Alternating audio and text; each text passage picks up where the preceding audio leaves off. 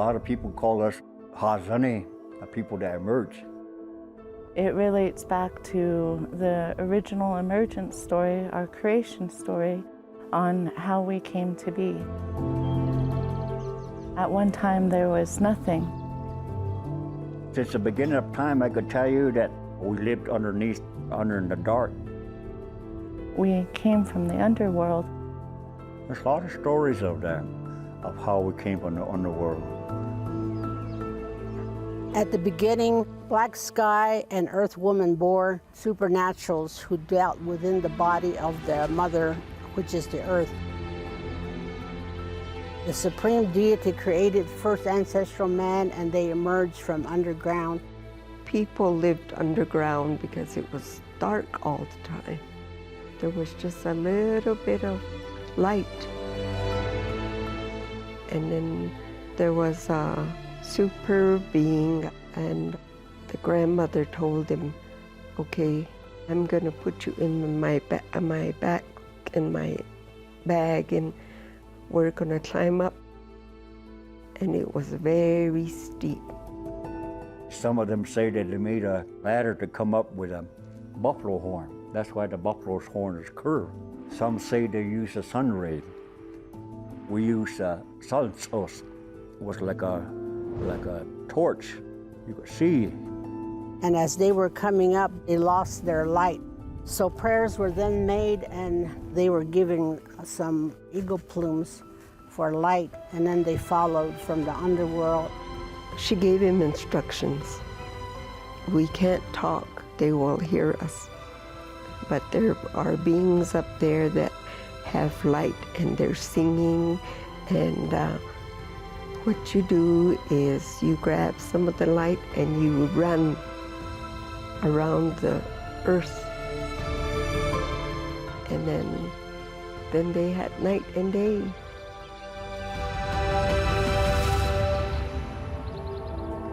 The Great Spirit asked them, where do you want to live? And they said, near the center of the earth. Over there by Towers. He said, that's where we came from.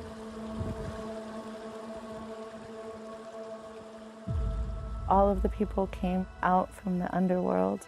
The people prayed. They discovered there were monsters on this land. Great monsters that lived above. Nowadays we call them the dinosaurs. The insects were huge, the plants were huge, everything was huge.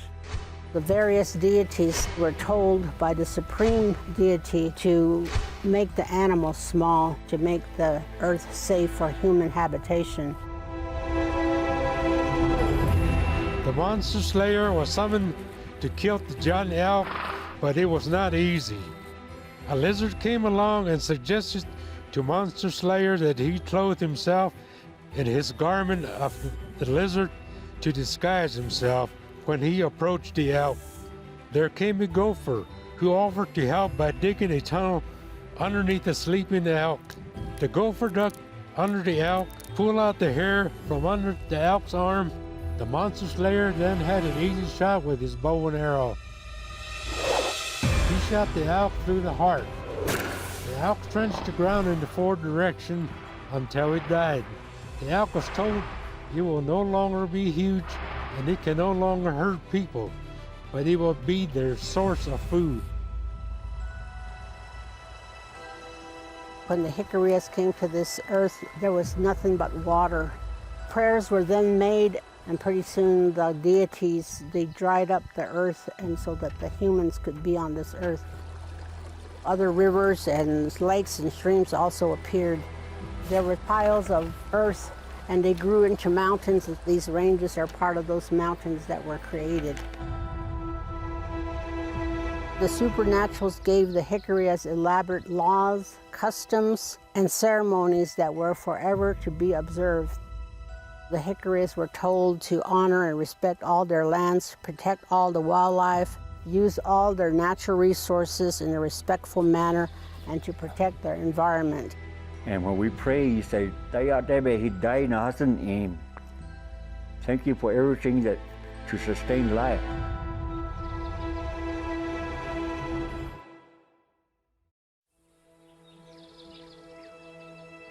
Shahai aye east.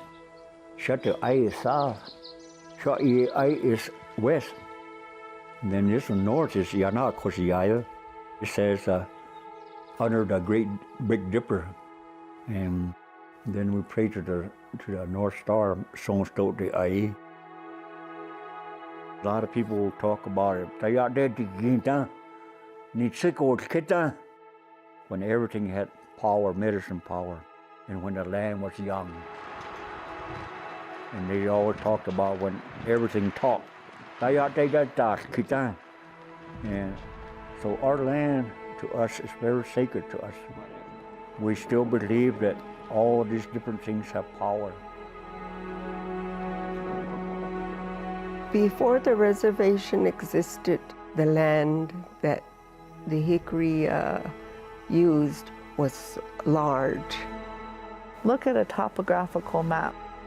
Take away the borders, and you can see that those borders don't exist for us. The whole area it used to be as one.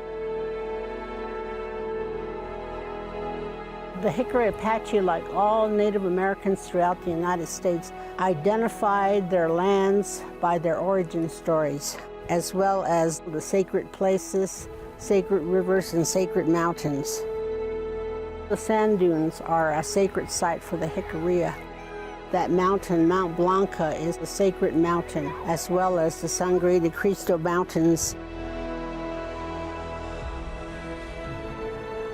Pikes Peak is a sacred site for the Jicarilla Apache. So there are many sites in southern Colorado that are sacred to the Jicarilla. And we were told that they gave us 4 rivers. Arkansas River is named Napishti, the Rio Grande, Kutsoy, the Canadian River, Kutchi, and the Pequot River. Ko is down as lean, Ko is water, is means long time ago. It's an ancient river. And then as Honey said, you stay in these 4 rivers, you'll never go dry. In Apache, we say that it's the land where people moved. They really traveled a lot. During the winters, they would go down even into Mexico. During the summers, they would be in Colorado. We're nomadic people, and we follow that migration path, and we trade with all of the people, our baskets, our pots. With the seasons, they would move. The 4 seasons are the key to the Jicarilla Apache environment. In the spring, plants sprout, animals bear young, and begin to grow. In the summer, plants and animals grow strong and hardy. In the fall, bear their fruit and food, and animals are ready to harvest. In the winter, the snow falls and it's cold, everything goes to sleep.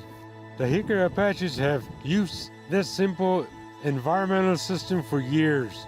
They kept the environment in balance.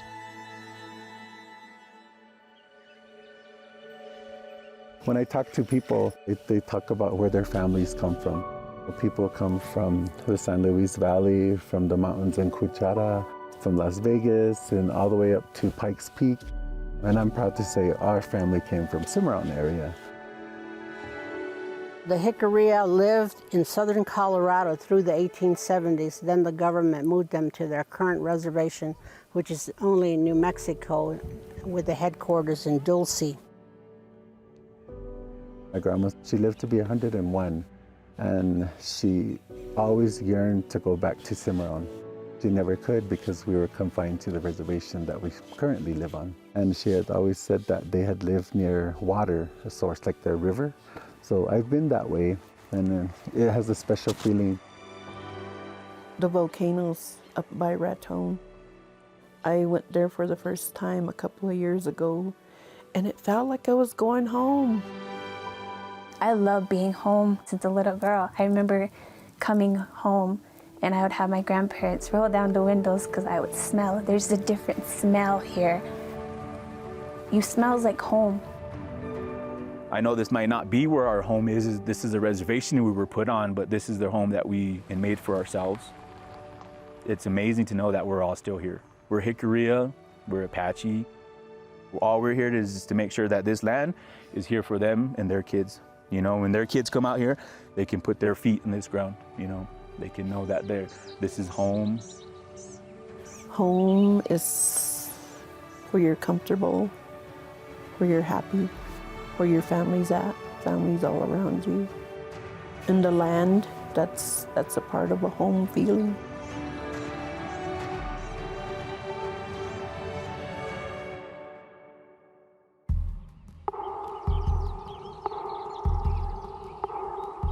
I'm Jicarilla Apache. I was raised here on the reservation all my life. I grew up with my grandmother and I watched her do beadwork, and she would always take me to visit her sisters, her cousins, her aunts. All of them were talented. They did baskets, they did moccasins, dressmaking, and what caught my eye was pottery.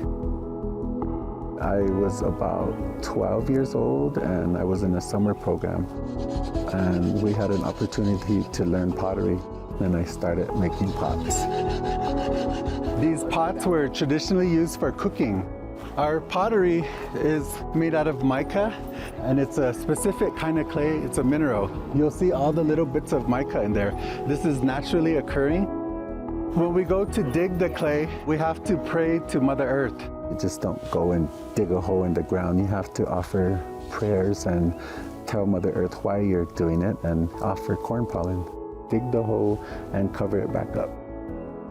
It's done in a certain way that it preserves the land. So we go up there and we get a whole truckload and we bring it home, and I process the whole truckload at one time, and it lasts 1 year.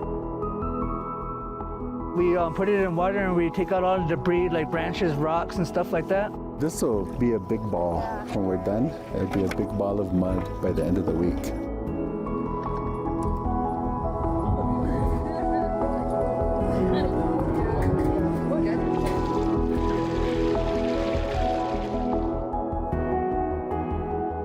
So I have all the tools here, the bowls, the molds you're gonna use. We have the mica, the oil, the rolling pan. First, you're gonna make a tortilla.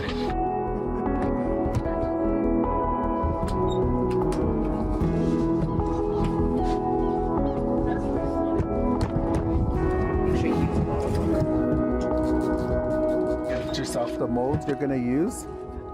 I'm just making a circle.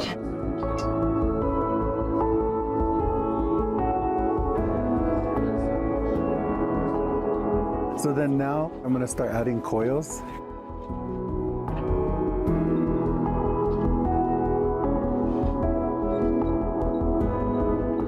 And then you're gonna blend the coils together.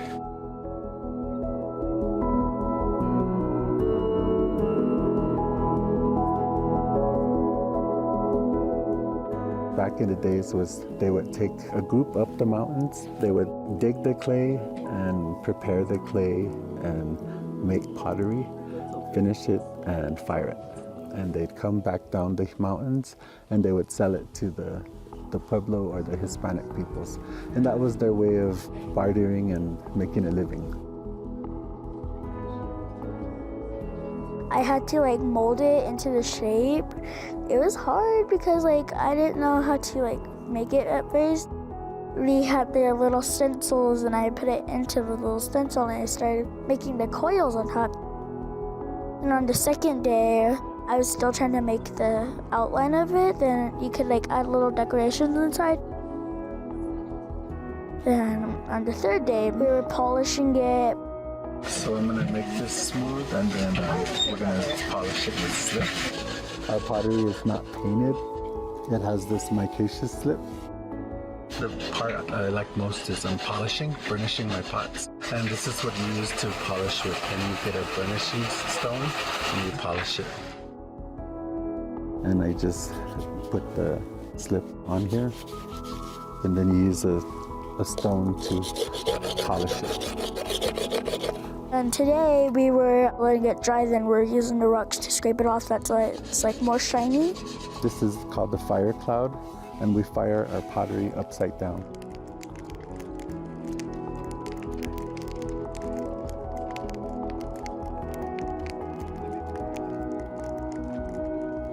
I do both traditional and contemporary pottery. Like this here is more a traditional pot, the cooking pot. We always leave an opening, so here's the design. It goes all the way around and it ends here. So we leave an opening here. It's like a spiritual line. And this is a rope design. And I have 4 to symbolize the 4 directions. And then the mountains. A lot of my work is from the mountains. As you can see, we live in the mountains and we always have reverence towards where we live. It is connected to our land, and I love working with it because it's calming, and a lot of my students said that they can feel the energy, the healing power of the clay. To me, it's preserving our culture. I teach as much as I can, especially to our people. I'm always trying to help and preserve it. These right here can be cooking pots. This is a water pot. And a cup of water, get a cork on top of it.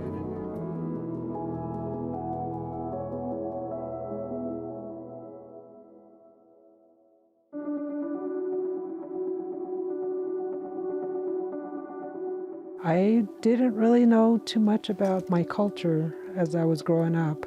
I was raised in the boarding school up until the age of 12. And then I lived in the city, Albuquerque, for a couple years. Later on in life, I started learning more about the art of the basket. When I was a little girl, I went in the old arts and crafts, and I seen some of the grandmas there weaving baskets. I could smell the material, the sumac and the sticks, and I was in awe, just walking around looking at the baskets and wondering what they were making, and not knowing that 30 years later that I would be doing the same thing. I came back to Dulce.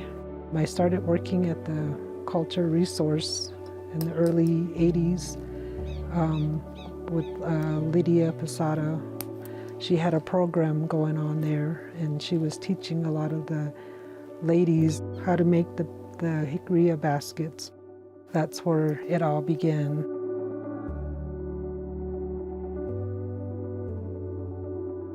I love basket weaving.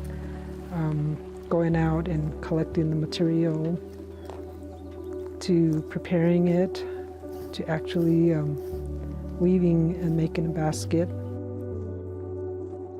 We use 2 different sticks, sumac sticks, coil, and also the willow.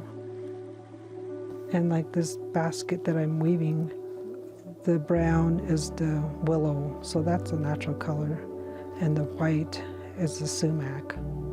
This pattern is like a star, and these are the mountains right here. I collect the material in the late fall. I like to go when the first snow falls, so then I know that, there's no snakes or anything around.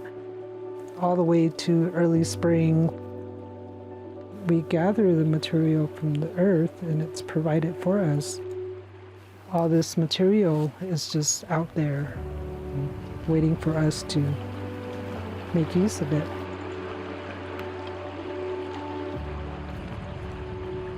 And I'm thankful. I thank Mother Earth when I go and gather my material. Before I go out to gather my sticks, I pray that it's going to be a good day, and that I'm going to find a lot of sticks, and just being positive about everything. And everything falls into place. When I go out and cut, I feel connected.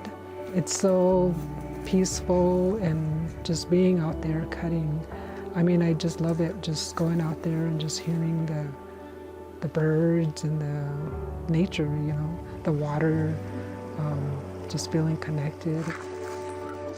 At the end of the day, I'm happy with what I bring back and what I can use. My work is cut out for me, and I get started. Sometimes I go by the traditional designs. Most of the time I just started, and then whatever comes to mind, I just kind of go with that. This keeps me busy all the time. Even when I go to bed at night, I think about designs or colors or a shape. I'm working on the basket. It's really good for your mind and soul.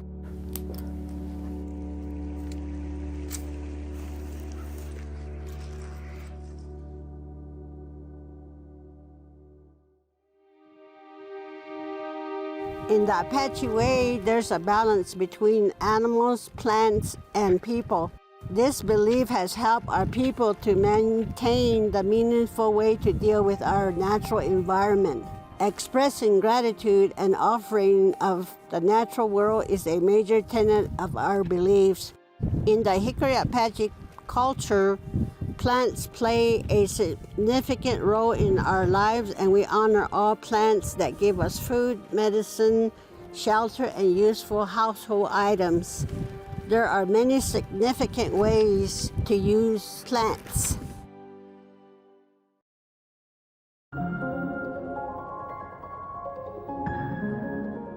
Welcome to the Great Sand Dunes, everybody. My name is Jaiden Garcia, Park Ranger Jaiden. Today we're going to be learning about the Jicarilla Apache culture.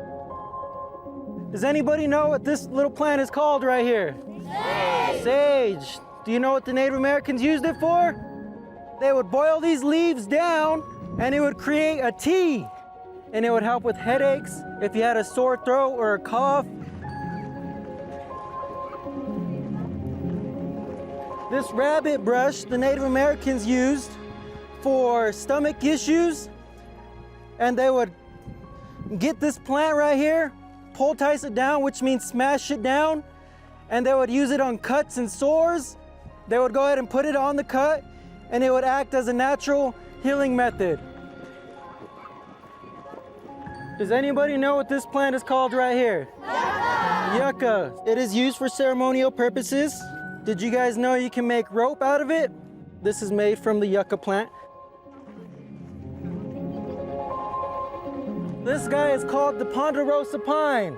Can everybody say ponderosa pine? Ponderosa pine! One more time. Ponderosa pine! Awesome. So, do you guys know why this tree is blank on one side and has bark on the other? The Native Americans, Jicarilla Apache culture, we would get our spears and you would peel it because it has nutrition and it tastes very sweet. The Native Americans would make tea out of this tree. They would also use it for food like cakes. Also, the bark has antibacterial properties. So if you were to get a cut, a stab, a wound, you would go ahead and peel the bark off, smush it down just a little bit, and you would go ahead and put it on the cut and it would act like a natural Band-Aid. The tree itself would have healing properties itself. So after the Native Americans would take the bark off, the tree's sap would heal the tree. When the sap would come out, the Native Americans would go ahead and eat the tree gum, and it would taste very sweet. And that would give them energy and nutrition while they were hunting deer or foraging food. We cherish the land. Everything has power. All the vegetation has power, and medicine has power, and we call it Jaiden. That is how we connect it with the earth.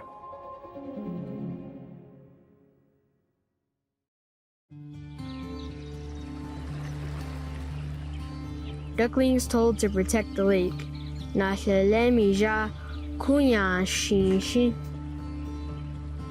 One sunny day, there was a mother duck swimming with her two ducklings. Jona ego na selemi janaki ish na ishko. Mother duck was teaching her ducklings about the lake and how to swim. Na selemi janaki ishkena gote hatau kusishka anaishko. It was very hot, but the little ducks were happy and having fun playing in the water. Tako stoe enta na selemi ja Mr. Conjon, Ashi, Mr. Koshka, Kuye Nada de. She told her ducklings that they were not the only ones that live in the water and swim in it. Na sele mija, aishni, tutanahina, kuye na kai, anshi nada alko. If you look down into the lake, there are many frogs. Some are greenish and others are brown, she said to them. Dada iko, ku ye ye, aste daslane, she dada klishko, shlego, da shlijin mishnina. They jump into the lake. At night, they sit on the shoreline and sing.